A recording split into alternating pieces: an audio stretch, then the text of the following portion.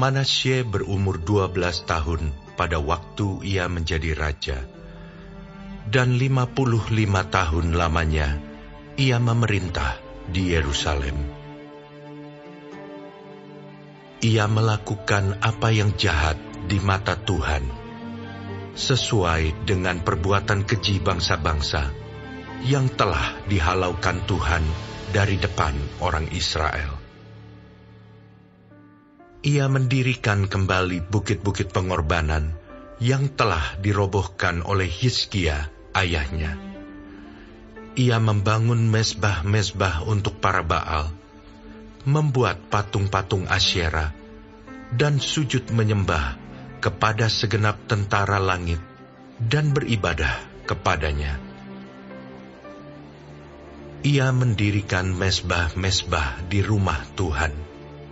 Walaupun sehubungan dengan rumah itu, Tuhan telah berfirman, "Di Yerusalem, namaku akan tinggal untuk selama-lamanya." Dan ia mendirikan juga mezbah-mezbah bagi segenap tentara langit di kedua pelataran rumah Tuhan. Bahkan ia mempersembahkan anak-anaknya sebagai korban dalam api di Lebak Ben Hinnom. Ia melakukan ramal, telaah, dan sihir, dan menghubungi para pemanggil arwah dan para pemanggil roh peramal. Ia melakukan banyak yang jahat di mata Tuhan, sehingga ia menimbulkan sakit hatinya. Ia menaruh juga patung berhala yang telah dibuatnya dalam rumah Allah, walaupun Allah telah berfirman kepada Daud dan kepada Salomo anaknya, "Dalam rumah ini dan di Yerusalem, yang telah kupilih dari antara segala suku Israel, aku akan menaruh namaku untuk selama-lamanya. Aku tidak akan membuat pula orang Israel berjejak keluar dari tanah yang telah kutentukan untuk nenek moyangmu, asal saja mereka melakukan dengan setia segala yang telah kuperintahkan kepada mereka dengan perantaraan Musa, yakni segala hukum, ketetapan, dan peraturan."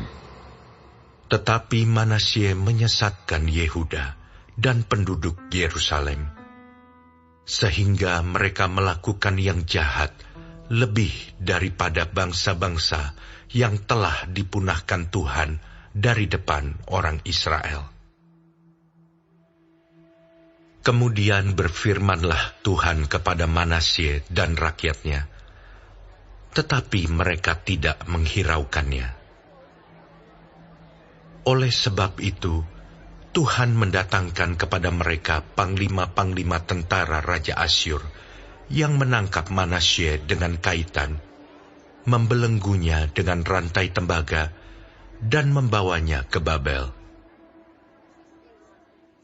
Dalam keadaan yang terdesak ini, ia berusaha melunakkan hati Tuhan Allahnya.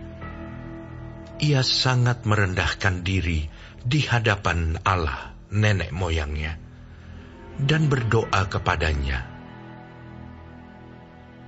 Maka Tuhan mengabulkan doanya dan mendengarkan permohonannya. Ia membawanya kembali ke Yerusalem dan memulihkan kedudukannya sebagai raja.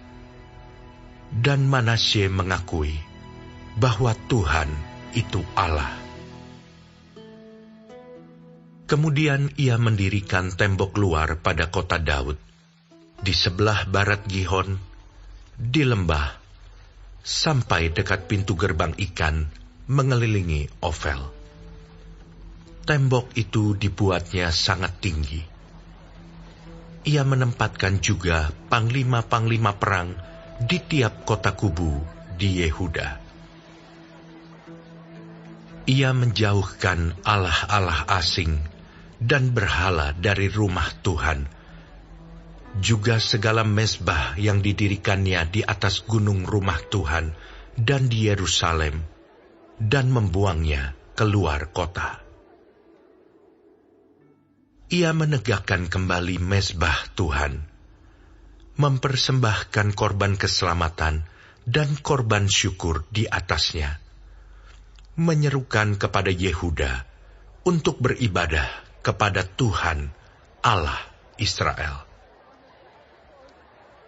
Walaupun demikian, rakyat masih mempersembahkan korban di bukit-bukit pengorbanan. Tetapi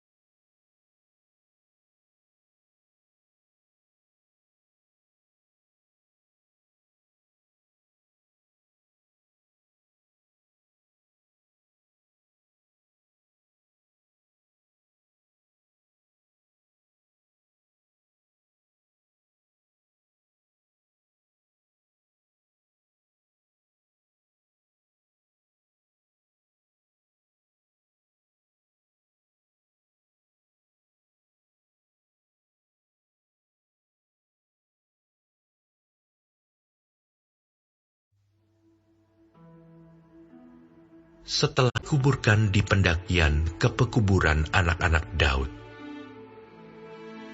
pada waktu kematiannya, seluruh Yehuda dan penduduk Yerusalem memberi penghormatan kepadanya. Maka Manasye anaknya menjadi raja menggantikan dia.